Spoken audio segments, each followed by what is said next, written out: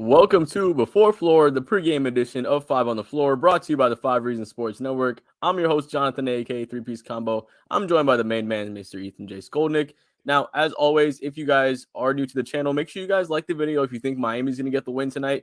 And make sure you guys subscribe if you're new to the channel, and we'll make sure we get all your South Florida sports, Miami Marlins, Dolphins, and everything else here in South Florida. Now, as always, if you guys are making sure that you guys are new to the channel, like I said, make sure you guys check out markbrownpa.com, right? He's going to go ahead, and if you're young and with the family and you want to make sure your assets go to the right people, he's going to take care of you. So markbrownpa.com, that's M-A-R-C brownpa.com, and you can also give him a call at 954-566-5678. He's going to give you a free consultation. He services the entire South Florida area, and you know how this remote thing works nowadays. He can get you pretty much anywhere you are down here in Florida. So make sure you guys reach out to him. Like I said, marcbrownpa.com, or reach out to him for a free evaluation, 954-566-5678. And we'll get to a little bit of prize picks later. But for now, Mr. Ethan, we are playing the Milwaukee Bucks tonight. But before we get into that, we are getting pretty close to transaction deadline, obviously trade deadline season. Do you expect Miami to make a move come the trade deadline? I think there'll be a move. I don't know if it'll necessarily be the move that Heat fans want. We just did a full episode of Five on the Floor. Greg and I did this afternoon. It's now on the channel where we got into the Kyrie possibility. If you haven't heard that yet, you should, because we get into a whole bunch of detail on it. I don't see a lot of interest from them in Kyrie at the moment. High levels of the organization are concerned about what it would be like to deal with him on a daily basis. As a rental, perhaps, but I don't think they're going to give up a whole bunch for a rental at this stage, and I don't think they have any inclination to give him $200 million over 4 years. So to me, the Kyrie thing is not serious. Now, maybe I'll look stupid about this in a couple of days, but for everything that I've heard, there's not real strong interest there from the Heat. I do think his camp has interest in Miami. Kyrie has always liked Miami as a city and a place to play, but I don't think that that's actually going to happen. I think the more likely scenario is they're going to try to fortify the 4 spot. They certainly need a 4, maybe even a backup 5, someone who can play with Bam, someone who can back up Bam. They need, obviously, a little bit more size. They need more shooting. They also kind of want to stay under the luxury tax. I've been told there's no way they're going to pay the luxury tax. I know Barry reported that for a star, Mickey Wood, there's no star out there, I think, that's going to convince him to do it. They don't. If they were going to pay the luxury tax, they would have not gone so shorthanded earlier in the season. Now they're at this point. I don't see any scenario where they pay the luxury tax this year. And so you kind of are trying to maneuver in this little box right now where you're trying to upgrade the roster. You're trying to get out from some of Duncan's money. I know people are talking about Kyle Lowry, and obviously that's something we're going to discuss tonight because he's not playing tonight. We don't know when he's going to play again. And there is serious concern about his play. There's no question. From inside the organization, Spo has shown you that by not playing in many of the fourth quarters. Whether that contract is movable, it has to be a team like the Clippers that really needs a point guard right now and somebody that a star there is comfortable playing with, like a Kawhi.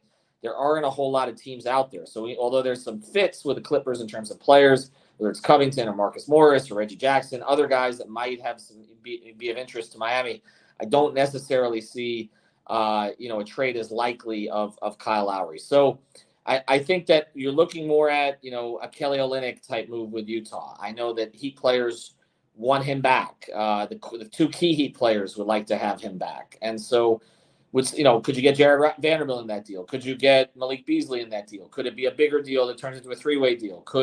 We've heard they've had a lot of conversations with Toronto.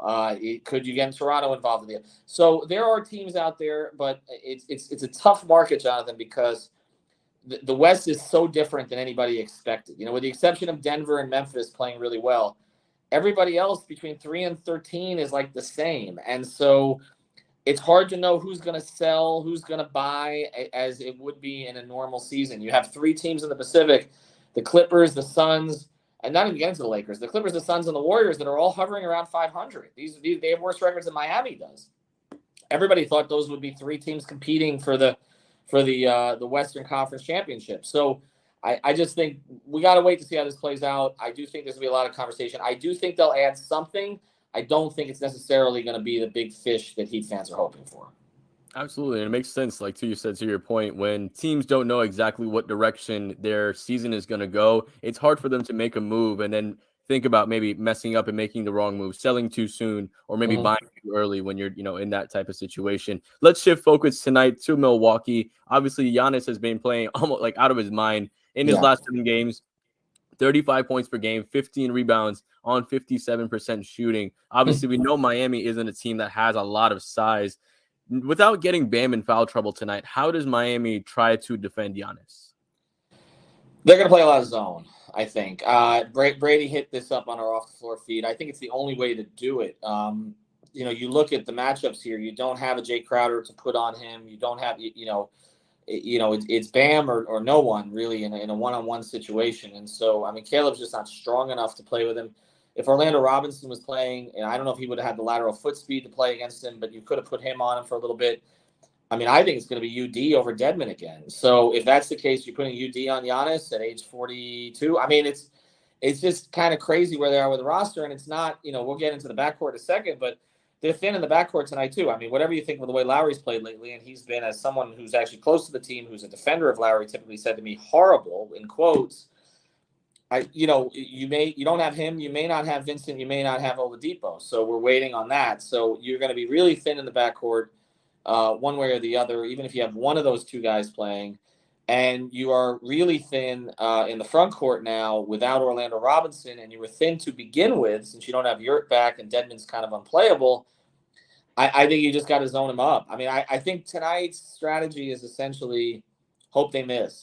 That's really what it is. Like compete, hope they miss, hope to get out in transition a little bit, play through Bam as much as you possibly can. We know that Jimmy has some trouble against Milwaukee at times because of the length that they put on him, although you hope for a bounce back performance. I thought his performance against the Knicks was his worst game of the year. And if he had played even close to his level, I think they win that game. So I expect him to be more energized. But I think you need a Tyler game tonight. You have, and obviously he just got his jersey retired yesterday. Hopefully, he plays well in this building. So hopefully he will play well tonight. Yeah, actually, you answered the next question. I think having to have a Tyler game, especially with the way that Milwaukee defends us, we're going to have Yeah. to try to beat them on the outside, right? With the Yeah. drop, with him attacking them off the pick and roll. So a lot of Bam and Tyler pick and rolls, I think, is going to be the key to attacking that team defensively. And maybe like you said, or maybe like we were talking about, try to scheme off Brooke Lopez or Lopez again off the court. Let's go ahead and Mm-hmm. get into our prize picks. And Uh-huh. let's start off with Jimmy Butler, right? You're looking for a bounce back game for Jimmy Mm-hmm. Butler. But obviously, we know that he likes to do other things as well. So they have points and rebounds, 27.5. How do you like that prop? I don't love it, to be honest. I know he's had some games against Milwaukee lately, but over the course of his career, this is the team he scores the fewest points against on average. And that doesn't include that playoff series, which was a disaster. Remember, use that code 5, everybody. Sign up, use that code 5.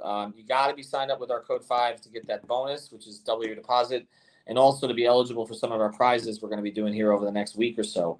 So use the code 5. I honestly, I wouldn't play it. I don't feel real comfortable with it. I would say Jimmy in a bounce back game is usually a good play, but in Milwaukee, I don't know that I would play it.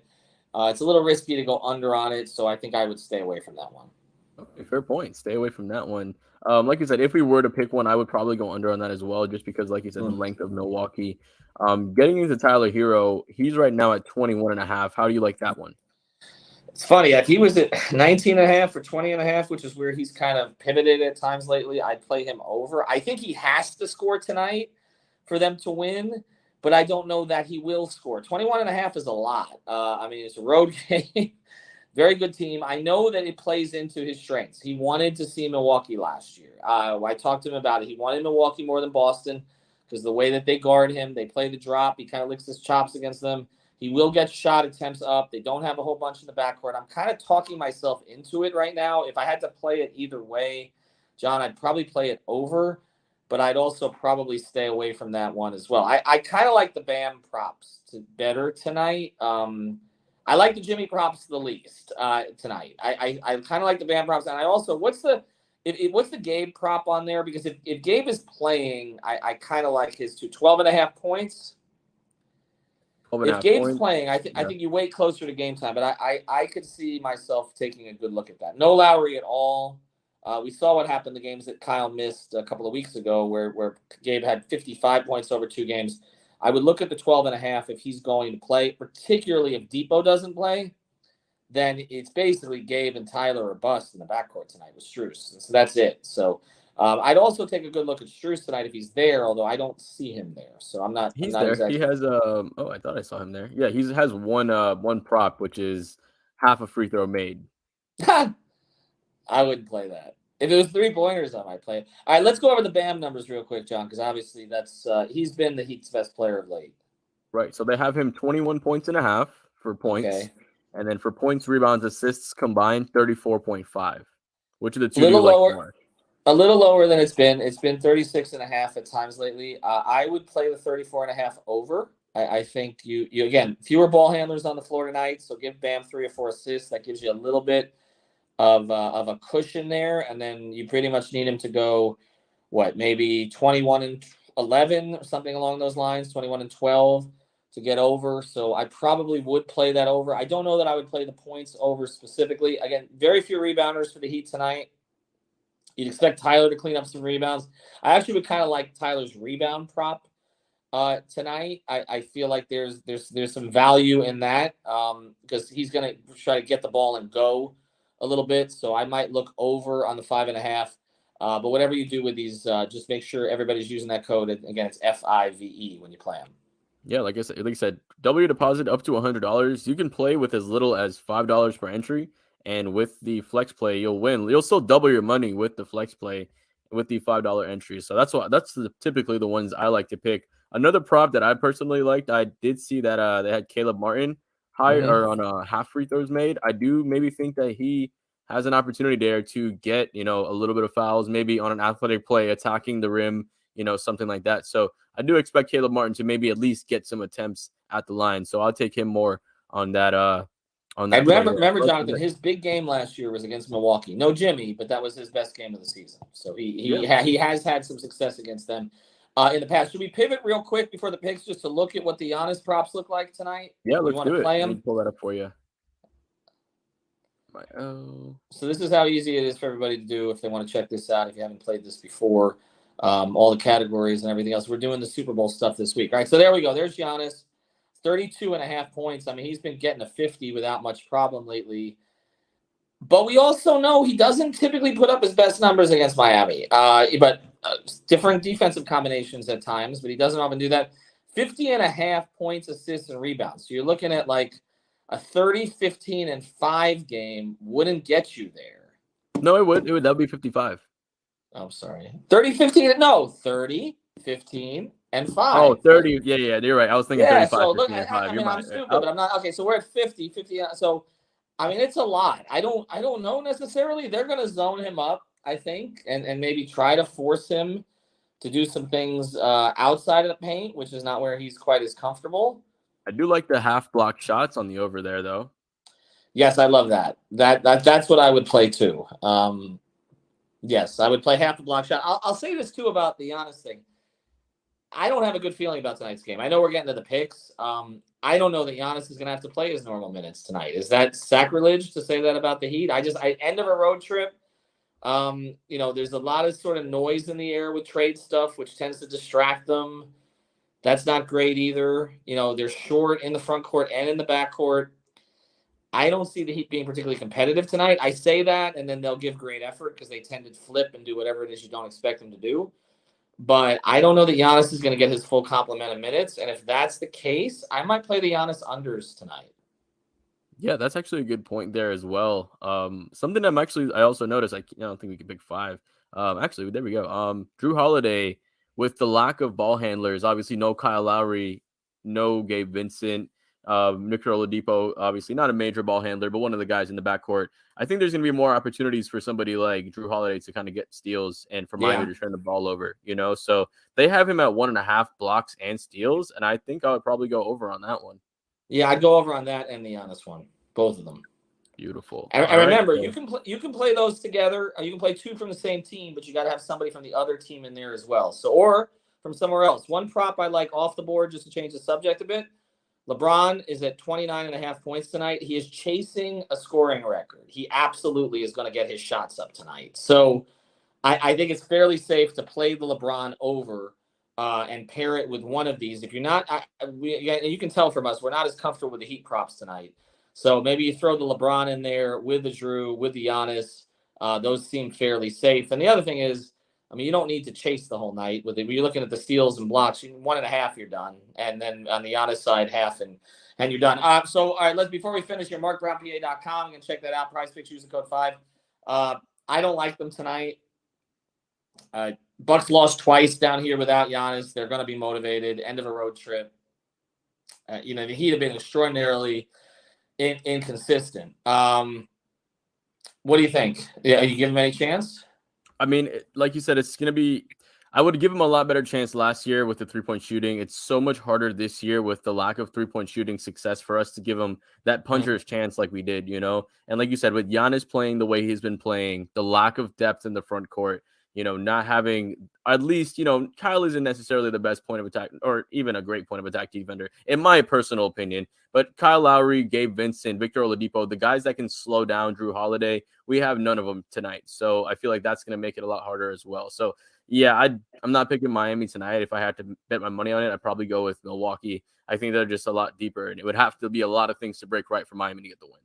All right. Thanks to Jonathan. Check out all of our content during the week here on the channel. There will be a post-game show tonight. Greg likely hosting in my place.